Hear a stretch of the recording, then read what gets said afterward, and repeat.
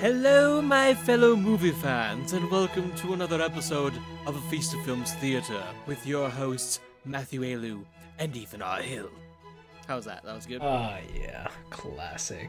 Classic.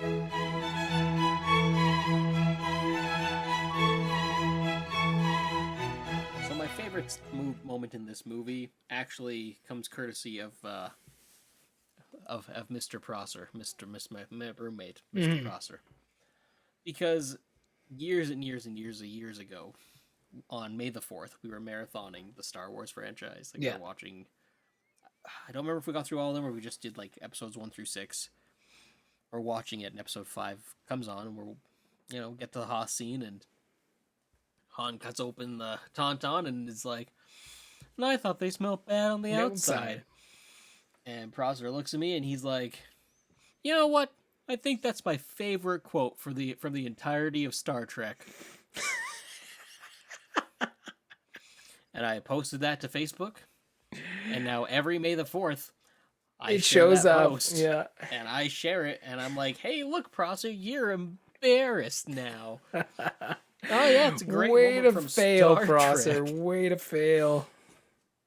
That's super funny. But honestly, it is one of my favorite lines, period. Regardless of that, it's still...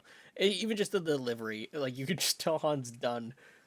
He didn't even have to do much. He didn't have to do much. He took a lightsaber, sliced it open, and he's like, "Oh, I thought they smelled bad on the outside." He's just, tired.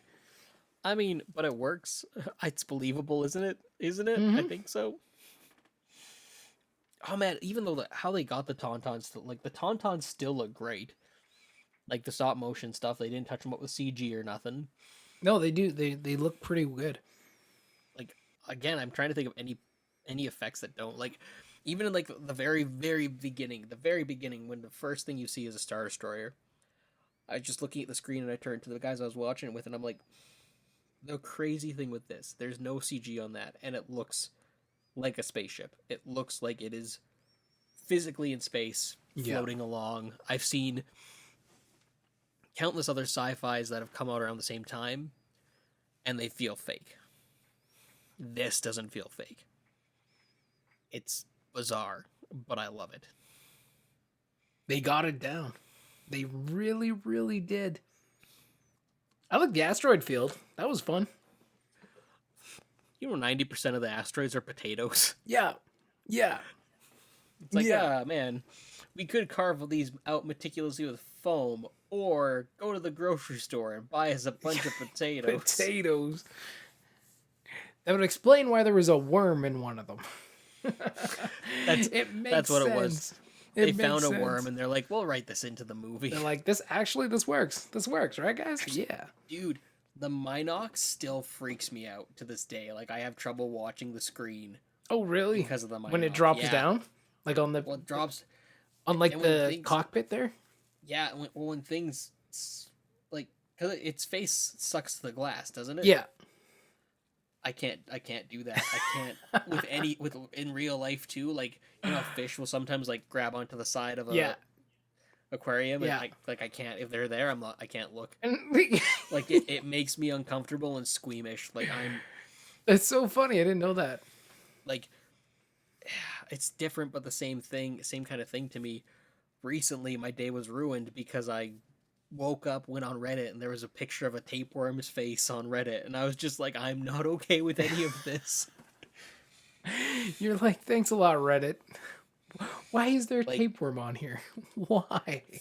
Animal faces that don't look right just freak me out, man. So when they're doing things that are weird, like sucking on the side of aquariums or a Minox sticking to the cockpit, it just makes me squeamish, and it just because I see it and I imagine them latching on to me. Oh, and I'm like, oh no, yeah, that would be terrible. Well, it's earthworms. You can't see an earthworm's face, but I can't stand earthworms because I'm like, if I stepped on them and they were screaming, and it's weird. I don't if I'm walking even with shoes on, I'm walking in the rain, and there's a bunch of earthworms up there, I start feeling, quote unquote, the earthworms in my shoes when I'm walking, and it is the gross. Like, I don't know what it is with my brain that does this. Bro, man. I think you have some sort of a phobia, homie. Probably. I don't There's a know which one reason it is. Weird worm It's mouth phobias. slimy things, man. Slimy things freak me out. You're just like, no, thank you. I'm That's, good. I'm good with reptiles. Reptiles are fine because they're not So, slimy. so what about the worm in that the Minox are in? You cool with that No, worm? because it looks dry, and it has teeth. It has a mouth. Fair enough. Like Oh has yeah, a, yeah, it's, yeah. It's like a horizontal mouth, not like just an opening mouth. Yeah. yeah. Like, oh no, that might actually be it, dude. You might have just if the mouth's a circle, I'm out. I'm You're freaking just out. like I don't like circle mouths. But if it's a horizontal mouth, if it looks like it just opens and shuts, I'm Yeah. like, okay, that's fine.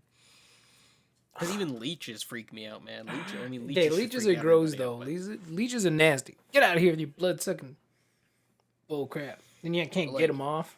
Get out of here. snails and slugs, I can't do either. Oh, okay. Like, Yeah. when I've seen them eating. I'm just thinking about it now, and holy crap, my body's just full of goosebumps and my skin's crawling. Just I've losing it. I've seen snails and slugs eat, and it's the most uncomfortable thing I've ever seen. Like, it's just so bizarre. But then animated ones, I'm fine with. Like Gary the snail from SpongeBob. I'm cool with. Yeah. Like the flushed away snails, they're adorable. Yeah. But then there's real ones, and I'm like, no, I can't do it. Not today. Not today. Not today. And that's the thing. When the Minox are flying by them, I'm fine. It's just the one on the window. It's as soon as there's wings, I'm like, this makes sense to me. They're fine. Yeah. But no, man, it's like, well, even like the spiders in the Mandalorian kind of like gave me the skin crawls a bit, and I'm fine with bugs. Yeah. Bugs, I'm fine with. I can handle bugs. It's But- the round mouth thing, man. It's the round mouth. It's a lot of fish, but I like fish. It's actually on a complete side tangent that is not related to Star Wars in the slightest. I've literally just been spending a lot of time researching jellyfish in Man-O-Wars for no reason. Yeah. And like, why aren't those more of like inspiration for horror movie creatures? Because those are terrifying and so weird. Mm-hmm. Like why is that not a thing that's used more? Like I've realized I love marine life. I love studying marine life. But it creeps me out. They are terrifying. And Especially like, once you get to like the deep sea ones, right? You're just like, what in the Sam hell is going on here? like to a point, because me and Prosper were talking about, he's like, what about the anglerfish? And I'm like, no, those make sense. Like the anglerfish makes sense to me because it's like it can't see that well.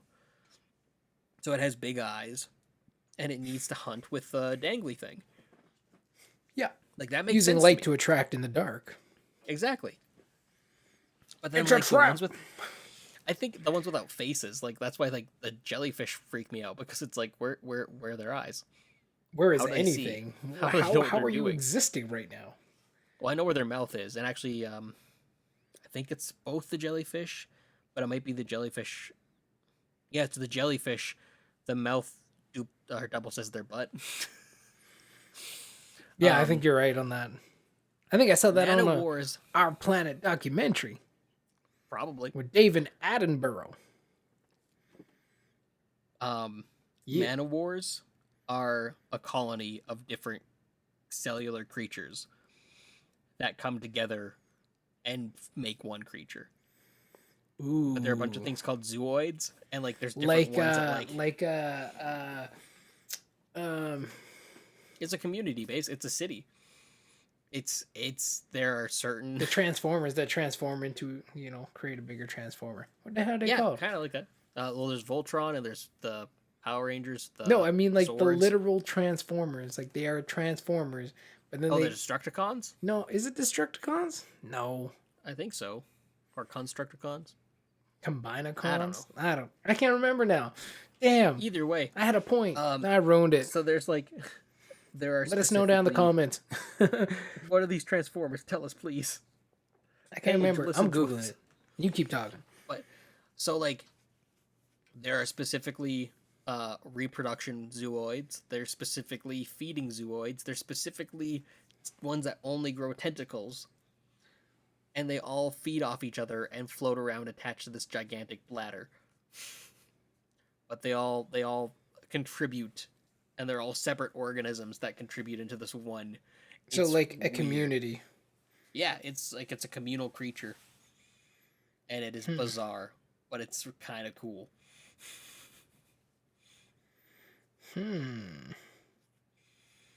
Of course, you didn't sleep well for a while after reading all that stuff, but like, You're just Well, 'cause, like, this is cool, but also the weirdest thing. Nature is so weird. oh, imagine if they were big enough to eat people. If people were like on their prey list. Combiner force? Terrifying. I don't know what the hell these things are called. Just combiners, maybe? I don't know. I thought that they Combinacons. I don't know. Sound like a bunch of farmers. Combinacons. I can't remember what they're called now. Mergimus primes. I don't know. I was never really super into Transformers, but Yeah, the Destructicon. The Destructicons were the are those the ones that group of them. combined together? Yeah, but they are combiners, is what they're called. Oh. And then there's the Constructicons, and they form Devastator. Oh, okay. Well, you found that a lot easier than I did. I must not put in the right words into the googly Google. machine. Combining Transformers. Devastator is the name of several fictional characters in Transformers. Sounds about right. Man, I wish Transformers were like how they were back in the day, because, nostalgia. No, it's something that's always bugged me with the new Transformers movies is how mechanical they are. Like, they're too mechanical. Mm-hmm. But that's a whole side thing. That's a whole different episode. Oh, yeah. Anyway, back to Back episode to Star 5. Wars. Back to Star Wars. Lando Calrissian is pretty dope. Like, yeah. I mean, and Billy D. Williams, you can't get better than that, really. Come on, man. He just... he played that up so well. Billy D. Did you hear about the conversation between him and Donald Glover when he was trying to ask him for, like, advice on playing I did read it. I don't remember what it said, though. He's basically like Donald Glover was going in pretending to be like, or not pretending to be, like prepped to be like, okay, so like, what did you do? Like, kind of like study this character. Like, yeah, how did you approach him? Like, did you think about these things and all that stuff? And Billy D. Williams was just like, I don't know, just be charming. Like, yeah, that's all you gotta be. Like, don't worry about anything else. Just be charming. Who cares about the rest? you'll figure out the rest. That's like the most Lando thing, the most Lando answer that you could have. It's like, Yeah, I don't know, just do it. but such a great character, right? And like even his conflict, even though his like part in the story isn't overly long, in comparison to like the whole film itself. Because what would you say he comes in at? It's definitely past the halfway point. I feel like 45 minutes to the end, I mean. Yeah, like it's definitely past the halfway point. Probably in like the second half of the second act, right? Like it's definitely not closer than that. But that development, like that conflict between like what's right, what his conscience versus like his responsibility to his people, right? Well, and he always is trying to do. He's trying to do what's right. Yeah, from he the very is. beginning, Yeah, because he's trying to save the people of Bespin. Right? Yeah. He's trying to make sure that they don't fall under Imperial rule, but at the cost of his friend. exactly. Like that's such a tough decision and tough position to be in, and still to remain so charming. I like Lando. And then he's like, F these guys, man. F these guys. See y'all later. I'm gonna join the rebellion too. Yeah, once he's like, oh yeah, no, Vader's the worst. Bespin, we're done. We gotta get out of here. Because he realized at that point, like, it doesn't matter what I do, the Empire isn't going anywhere at this point, Because right? he's altering the deal. Don't pray he doesn't alter it any further. Yeah, that's what I'm saying, right? Like, at that point, he's like, oh yeah, doesn't matter what I do, Well, it's like, my people are screwed. In Bespin, one of the most messed up scenes happens, and that's when they torture Han Solo. For no reason. Well, he was trying to get the location of Skywalker, right? No, they didn't ask him any questions. Not in the scene, but Lando had referred to Vader was asking about Skywalker. No, they weren't asking about Skywalker. They were after someone named Skywalker. They were using Han, and like Vader knew to just like Vader kind of knew. Again, it's Force stuff. He's like, Oh, oh, but right. like they To torture lure him Han. in. To lure him in. Oh, so that is why, because he tortured Han to cause Han distress in order to have Luke sense his distress from across the galaxy. Probably that's Maybe. probably it. I mean, If I I feel like, yeah, that seems. I think maybe he was. See, yeah. See, this is the problem with not watching it super recently. Like, I have seen it so many times, but to watch it super recently would make this super clear. And I did the not do line that. I ran out of time before this episode. But the um, line from Han directly they're when he asking comes about in. someone named. Yeah. No, like they're so what it is exactly? Someone who did just watch this. Um, what You it watched is? this part? Yes. Okay. Um, what it is they are torturing Han. There's that scene where he's getting lowered down and just like there's no questions being asked, but they're lowering him down and he's like screaming and all that kind of stuff. And they cut away, and then Luke or Lando and Vader exchange some lines. Same thing with Boba and Oh yeah, Vader. They Boba. exchange some lines, and then you cut to the prison where they're like keeping Leia and Chewie and I think 3PO is back at that point. I And think they Chewie's throw rebuilding him, right? yes, which is also just one of the funniest moments. But like they throw Han Poor in, 3PO. and then Han says to Leia and Chewie that they didn't ask him any questions. I don't even remember that line. Yeah, they didn't ask him any. They didn't even ask him any questions. And then Lando comes in. Lando gets punched by Han, and then he's like, "He's not even after you guys. He's after someone by the name of Skywalker." Yeah. And I Using honestly them at bait, yeah. just thinking it right now, he didn't ask Han any questions, but he caused him a lot of physical pain. That sounds like a force manipulation tactic, specifically to cause someone close to Luke to be in pain. Luke would pick up on it and then follow that to find Han. Yeah. That makes sense to me. That like, clicks in my brain. But like, that's messed up though. That's so messed up that they just, especially with for Han, that's no context. He doesn't know that. He has no idea. Oh no, they're just like, oh yeah. They're just torturing him. They're causing him extreme pain. Growing up, I always thought he they were did just like, help Luke blow up the Death Star. like it's true, but Maybe like, Vader's getting some payback there too. growing up, I always thought they were like testing to see how strong he was. If that was going to be the test to see if he could withstand the carbonite freezing. Like, let's weaken him to see if he can be strong enough. Or if it was like prepping him, like it's injecting him with a bunch of stuff to like, get him ready for that. But like, no, I think it straight up was just to bring Luke to Bespin. Yeah. Because how else would Luke know? Like, how did Luke know where they were? Mm-hmm. He sensed them on a city of clouds. I wonder Which was one of the things. That was one of the things that Lucas touched up was Cloud City. He added he made. Oh yeah, the little flying cars and yeah. More. And of he that made stuff. the outside look a lot better and like added the windows and stuff. And I think I liked that. That just enhanced it. Again, yeah, it didn't hurt anything. But like, oh man, this movie's just. The more I think about it, this movie's just really tight. Like all the way through. Like it just everything. The more I think about it, the more it's like, this isn't a plot hole. This actually just makes sense. Okay. Yeah, no, it is a really tight film. Like I said earlier in the episode, everything happens for a reason. Like there is just a reason for every single moment in this film, whether it's character, whether it's plot. Like no time is waste. And that's how you can really tell a tight movie. Because sometimes, even though everything's supposed to have a purpose, there's a lot of movies that just meander around and do nothing for a little while here and there. This film is just tight. Like everything has a purpose. It's trying to always communicate something to us at one point or another. And again, like we were talking about it, there's even patterns in there that maybe we're not even always picking up on.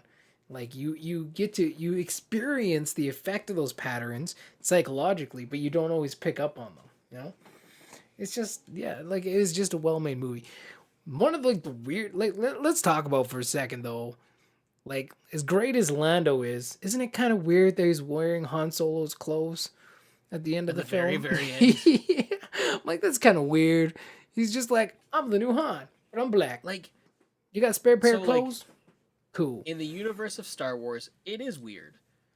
Um, and I think Robot Chicken even did a sketch of it too, where he's like Chewie's freaking out and like everyone's saying bye to Chewie and he's freaking out and no one understands him except for Han. Yeah. And Han's not there, so he's like, "Guys, this is really weird. Why are you wearing Han's clothes? What's going on?" Yeah.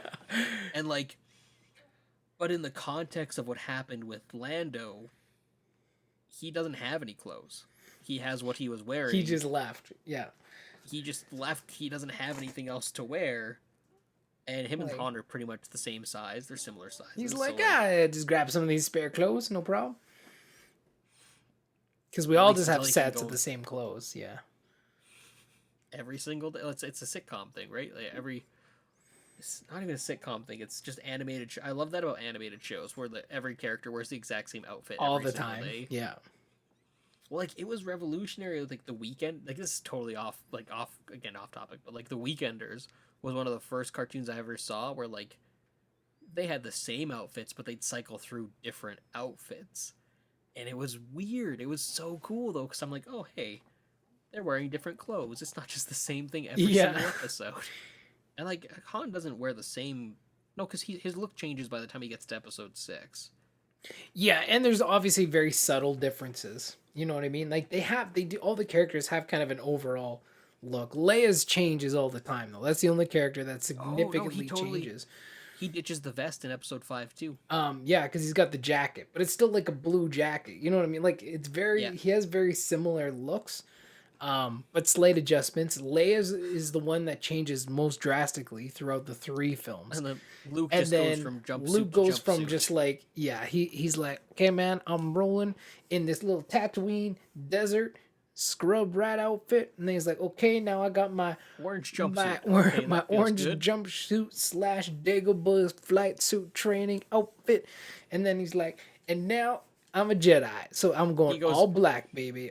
Actually, his outfits he- kind of get darker as he goes along. Interesting. He goes Tatooine costume. Then he's orange jumpsuit, brown jumpsuit, black jumpsuit. Well, the black one isn't a jumpsuit. I mean, neither technically is the. No, I think the brown one. I think is The I think brown it's a one is closer piece. to like it's not like that big orange flight suit, but it's definitely very similar. Like it's not like a Jedi outfit by any means. And then the Jedi one is just sleek. Yeah, it looks really it's tight. Although the hood's kind of ridiculous. The hood's kind of massive and I like the big hoods, hilarious, man. but- Bring on the big hoods. Bring on not practical, but pretty cool. Also, the like- green and the black. Beautiful. Beautiful. but the blue and the brown. It worked. Yeah, blue and brown works, but that's like everything. The green and the Man, black still- is unique. I'm still waiting for that story for another time about how Luke got that how Maz got that lightsaber at the end of this. Oh yeah. Dude, I have so many different ideas questions. on how that sequel trilogy kiss could have been so much better. Especially episode 9. I think there's some great storytelling potential there. Great storytelling potential. With like if Luke Skywalker's lightsaber still like survived Bespin, you would assume his hand also did as well. Like I was going into episode 9, not going into, but like once we were kind of getting closer to that, I was thinking like, and especially after we saw that trailer where there was like the second dark side ray, where you didn't know, is this a vision? Is this a clone? And I would have said that would have made so much sense if she was a clone.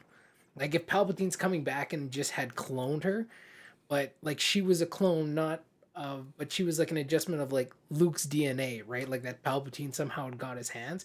And that would make sense why that lightsaber called to her. It makes literally no sense why the lightsaber went from his father to Luke and then called to her. Like, I'm just gonna call some random ass chick. Oh, you have the Force? Get over here. Get me out of this box. Get me out of this box.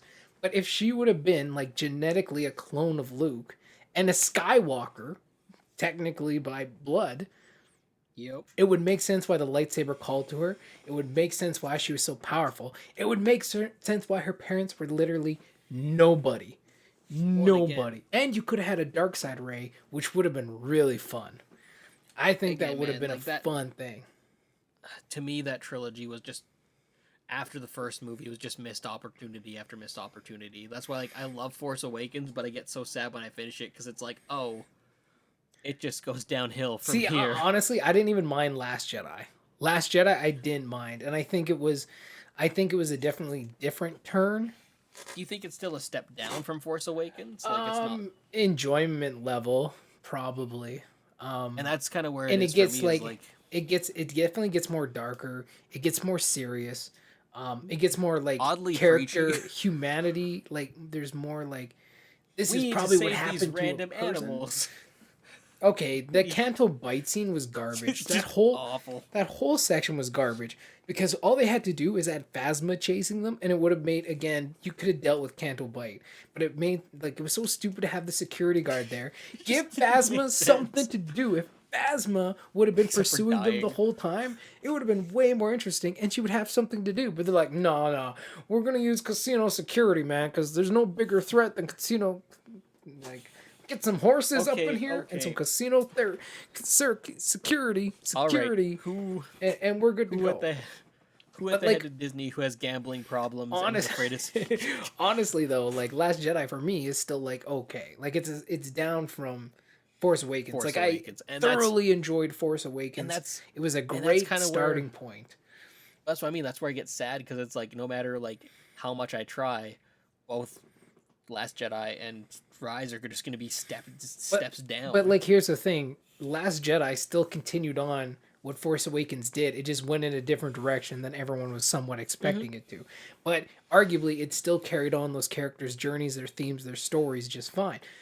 Not the way I wanted it. Exactly, right? Like that's the big thing. A lot of people didn't want it. But when you get to Rise, he's just like, you know what? Scrap all that shit. Let's just reverse a whole bunch and undo a whole bunch of things, and then we'll kind of keep moving forward. So it was like if you Always would have forward, continued never on the back. characters' journeys, it could have worked. But like, nah. They're A like lot of good work, they're man. But like why spend so much time saying Ray is a nobody, and then the next movie be like, but no, your parent was actually a clone of Palpatine. Like what? Freaking makes sense, man. You were the but again, that was granddaughter of Palpatine, and I was like, when did anybody bone this guy? Like, I was like in the theater, and I was like, usually, you know what? You can tell like sometimes there's plot holes in films, but they hide it really well till it doesn't show up till like after the film and you think about it. I was in the film being like, this makes no sense. Anyway, I love how it's like episode 5 and we're just like, let's start trashing on the sequel trilogy. We gotta get a head start, man, because there's so many things to talk about. But otherwise it's literally, gonna be like 7 hours of just If Ray would have been a clone that was from the hand that Luke got cut off, it would make sense like that the lightsaber was found. Okay, well then the hand probably came with it and went somewhere else instead of Maz's castle. And it would make sense where the lightsaber called to her. It would make sense that she would be a Skywalker and that would complete your Skywalker trilogy. Like it would just make sense. But alas, she's the granddaughter of Palpatine for no apparent reason. So because studio mandate. I think I want to say that's what it was. and Someone's just like, no, it's gotta be just related. I don't know, just poor writing and people. I don't know. What? There was poor writing in this? What? Poor writing, poor planning. No, But speaking of no, good writing, no vision of the bigger future. Future. speaking of good writing, more episode 5. Yeah, back Let's to go episode back to episode 5. I don't know. This feels weird because it feels like it's a shorter episode because like I don't know what else I have to say on episode 5. Like it's just so Well, like there's nothing. good. There's not. Yeah, there's not a lot to criticize. You know what I mean? Like all the character work was done really well. Like I didn't feel like there was any shots that are like, oh, that shot could have been done better. I don't think there were any character arcs that could have been done better or any performances that could have been done. Like there's nothing that stands out to me that is really a big weakness when it comes to episode 5. Well, like the like honestly, one of their strengths, one of the things I love the most is just that opening battle of Hoth. I think Yeah, it's like one of the start with a bang. Start off with a straight bang. up. And that event sets Although, everything else into motion, right? you know, there's that deleted scene where like apparently like there was a bunch of scenes that they filmed about them capturing wampas. Oh, really? Like there was a wampa problem, and they captured a few of them and locked them in a room. And there's actually a scene that they shot, and you can see some video from it where like C-3PO runs past a door that has like a "Don't open" sign because there's wampas in there, and Oh, he yeah. rips off the paper. And then a couple stormtroopers come by and open the door, and one just gets pulled in, and the door closes. Just gets wrecked. Oh, man, that would have been awesome. Why can't he include that stuff? That would be fun. That would have been I think awesome. I think the footage was all messed up, but it's one of like my favorite. Like this scene was totally a thing in episode 5, and they just removed it for no reason. Yeah. Yeah. Like, yeah, I have. Like we've touched on everything from beginning to end. I don't think there's a scene that we haven't talked about or a moment. I mean, And again, like, it's a tight film, right? Like, you just follow your main cast of characters. Like, it's not, again, it's not a huge, expansive cast list. Like, there's other characters around, but there's no, like, main characters, right? Like, you got your Leia, you got your Han, you got your Chewie, you got your droids, your Luke, your Yoda, Lando, Vader. You know what I mean? Like, you're not following, like, a significant group. Like, they're just all in their own places, and the story where they're going is tight. Like, even Vader's story isn't, like, off on his own. Like, he's in pursuit of Han and Leia and the Falcon, you know? And then everything comes together at the end. It's just, it's beautiful. And the lightsaber fight was really good. Like, obviously, a huge step up from episode 4. no, 100%. And still And had like, and that's what I really like about the episode lightsaber fights in 4, 5, and 6 is while they may not be like overly visually impressive, and I will say episode 6 is like again another step up as terms like combat and stuff goes, and like visually having that fight go down. Like they're just so full of emotion, and that's where the money's at when it comes to the lightsaber fights. Like without emotion, like you can have people swinging lightsabers and it'll look cool, but what really sells it is the characters behind the conflict. When the conflict is an extension of the story and the struggle of the characters, like that's when that really really works. And the original trilogy does that every single time. Every single time. And again, like you said, I'm pretty sure Vader was just holding back. Until obviously he gets pissed and is like, I'm gonna whip this kid's ass. This kid needs a whooping. say goodbye to Come your to little daddy. hand. And the blue and the red is pretty slick. Like Right? it's pretty cool in the dark, and then you got like the steam coming up from the The orange lights from the. yeah from the carbonite bay. Again, visually, it's just really well executed. Like it's everything about that film is just really well done. All right, now it's time for the question of the day. It is my turn, I guess. And Yep, it is. I don't think we've asked this before. If we have, I apologize because I don't remember the answer. But Matt, what's your favorite starship design in Star Wars? Like, what's your favorite Like over the whole thing. over the whole thing? Do you have a favorite, and what would it be? I think it's the X-wing. Are we talking about fighter or are we talking about like big ships?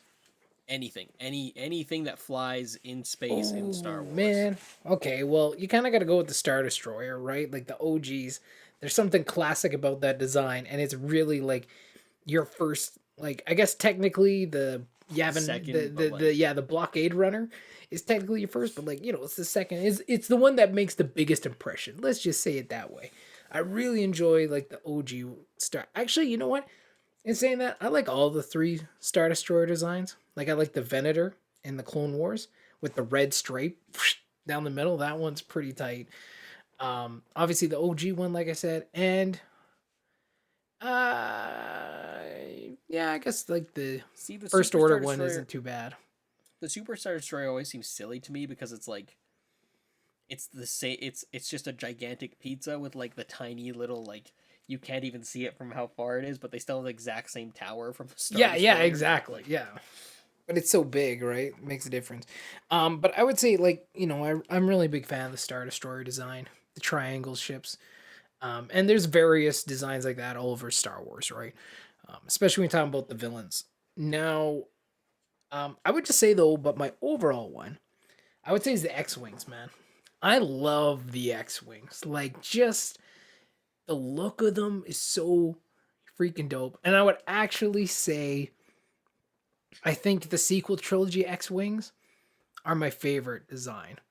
Like, I like the original trilogy, but the sequel trilogy, they took the X-wing design and kind of slimmed it up.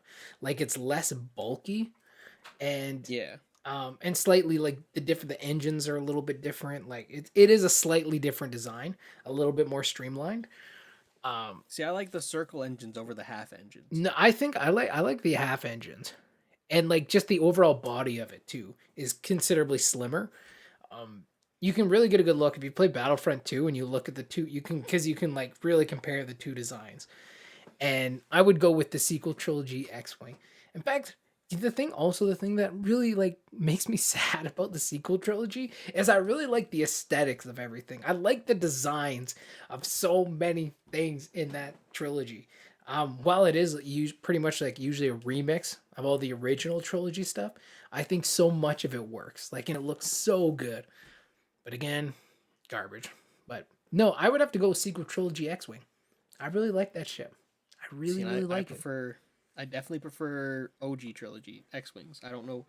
I like the used future kind of look. Like it doesn't seem as sleek, and I like that. Well, those But ones still have the used look, but like their bodies are tighter. You know what I mean? Like, it's less bulky. It's like a slim. It's if I, like the X-wing light. that's fair.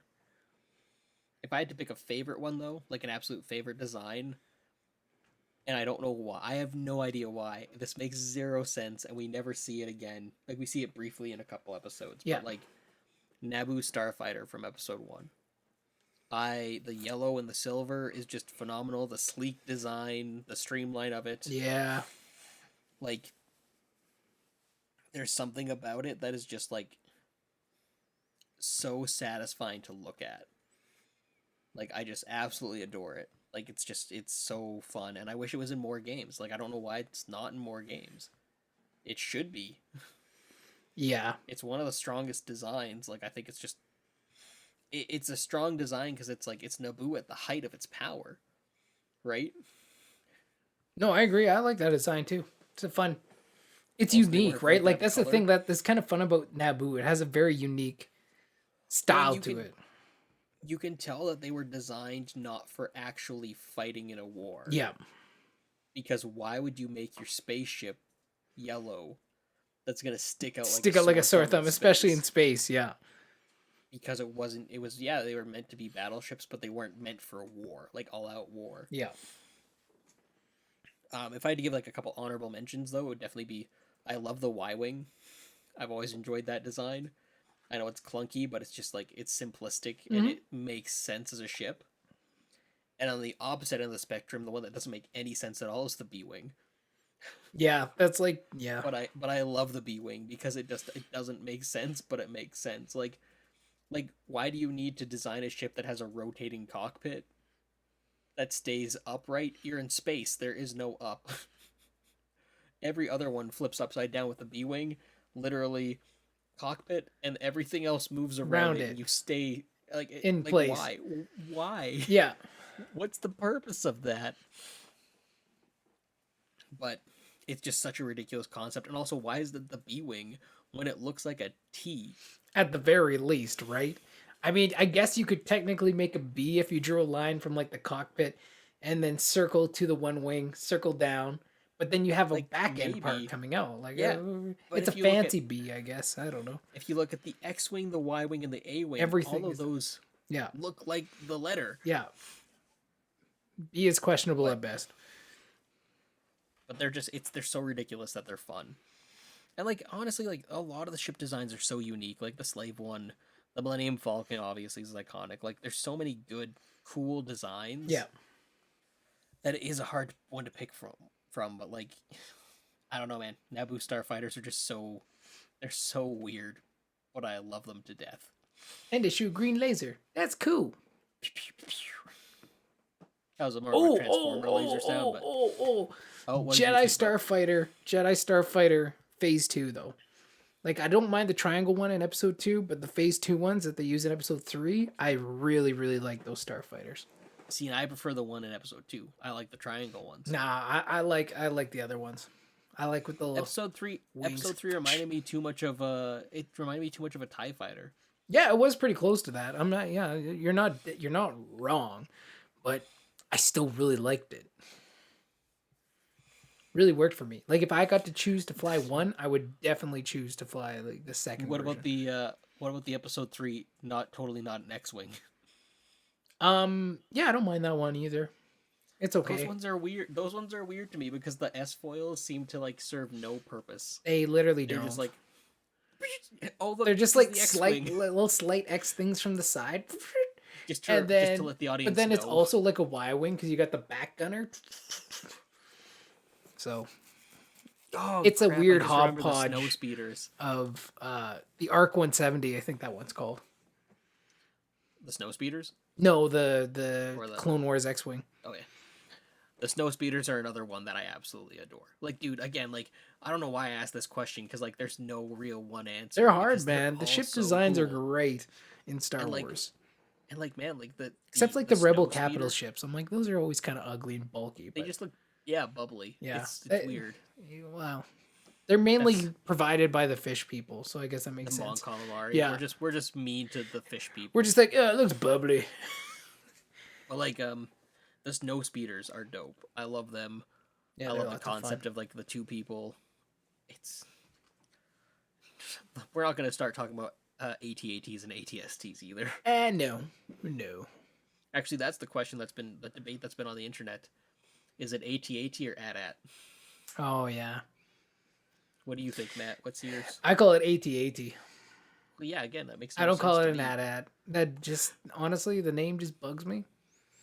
When people like AT-AT, I'm like AT-AT. You're saying Because you're we saying the say exact everything anytime you're using like a name for a vehicle or a weapon or whatever, you just like its call sign is just its letters, not like you don't go like MBD baby, you know what I mean? Like MB7340 or something, you know what I mean? You're not like Mubus 170. That's a terrible. exactly. Or HK47, you're not like Haka 47. This is a droid. The best explanation I heard someone say is like it's not an AT-AT because what do you call an ATST then? An ATST? Yeah, and Atst. Atst. Yeah. Like man, like it's again they got the designs down pat in all of Star Wars. They always had really good designers. I agree. Yeah. Where can the good people find you, Matt? You can find me over at my YouTube channel, Storytellers for Life. There, it's all about helping you reignite your dreams, live your purpose, and tell your stories. So if you're a storyteller of any kind, whether you want to write novels, screenplays, make films, if you want to just know more about storytelling, and maybe you're just starting out, come on over, hang out for a bit, because we're going through storytelling stools. The poops of storytelling. Storytelling tools, some inspirational content, looking at other great storytellers from the past, getting information, learning from them, and yeah, just hopefully helping provide the tools to have your own stories. And I got some new content that's coming up pretty soon that I'm really excited about, that again I'll talk about in a couple weeks, but yeah, it's coming up. You can find down the link below. That's the main one. I'm also on Twitter, Facebook, Twitch. Those links are all down below as well. So if you just like hanging out with me, come on by. If you don't like hanging out with me, That's rude. don't come by. It's Or mean. come by. It's up to you. Maybe you'll change I'm your gonna mind. hate watch you, Matt. I just saw him. Ethan's like, I'm not going. Nah, Ethan never comes. I see Matt. He I see- see Matt enough. He in the sees me week. enough. He's like, do I need to really watch a video that Matt's in? Probably not. Probably not. No, it's any time that you're live streaming, I'm working. That's literally Oh, what really? it's been. Is it like Yeah. Because I stream and like put up my videos every Thursday at 7 p.m. So 1 week I'll do a video, 1 week I'll do a live stream, but it's always at Yeah, the and- exact same time. And at 7 p.m., I'm still at work. Like, I'm just finishing up the workday and Yeah. heading out. Yeah. Actually, no, because it's 6 o'clock. It's 6 for me, o'clock isn't where it? you are until your time change. So, no, I'm still in the middle of my workday. Yeah. Like you're just It's starting. no, I'm not. I'm like at the tail end of it, but like it's still like That's a considerable amount to go. And like I'm working on some like bigger content right now too. A couple like story breakdowns and stuff, and like I said, some new con. Like gonna have like a couple interviews coming up here. What I had about, but I want to put out some like different content on like Tuesdays too. It won't be every Tuesday, but anytime I got something a little different from the normal stuff, maybe put it on Tuesdays. I don't know, but yeah, buddy. anyway, come check it out. It'll be fun. Yeah, It'll be fun. awesome. Where can the good people find you, Ethan? They can find me at Instagram at Ethan R. Hill. You can also find me on YouTube at Ethan R. Hill, and you can also find me. Oh, you can find the movie that I made, Damned Rights, Oh, for yeah. rental or for rental or purchase on RealHouse.org. Sweet. Go there, sweet. search up Damned Rights. You will find the movie. Yeah, give me some Damn support, right. pay my bills, and watch a movie that you may or may not enjoy. That you may or may not enjoy. Great pitch. It's a good I pitch. mean, hey, that's any movie, isn't it? Yep. Tune in and watch something that you may or may not like. You'll find out after you watch it. Or halfway through. That too. Either way, you're going to find out.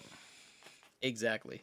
Yes. Well, I guess that wraps up another episode of A Feast of Films. This is our episode 5 Star Wars special. Technically episode 25. That was a weird way to say it, but we'll go with it. A little bit odd. It's a good way to end. 100%. And with that said, we will see you all next week. Have a good week, everybody. I got to go check on my chickens. We'll see you guys later. Matt's still a white man. Still Middle-aged white man. No, no, no. You did this to yourself, man. That's impossible. Nah. It's the exact same joke. It's the exact same joke. That's what I was going for. I'm really hitting that middle-aged white man thing hard. Quick, we need to leave. We need to leave and end this episode before Matt gets any more white. It's too late. It's too late for me. No. Backyard chickens. Okay, it's too late. We'll see you guys later.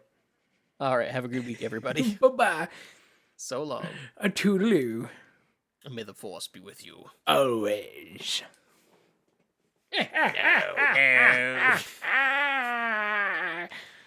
And cut.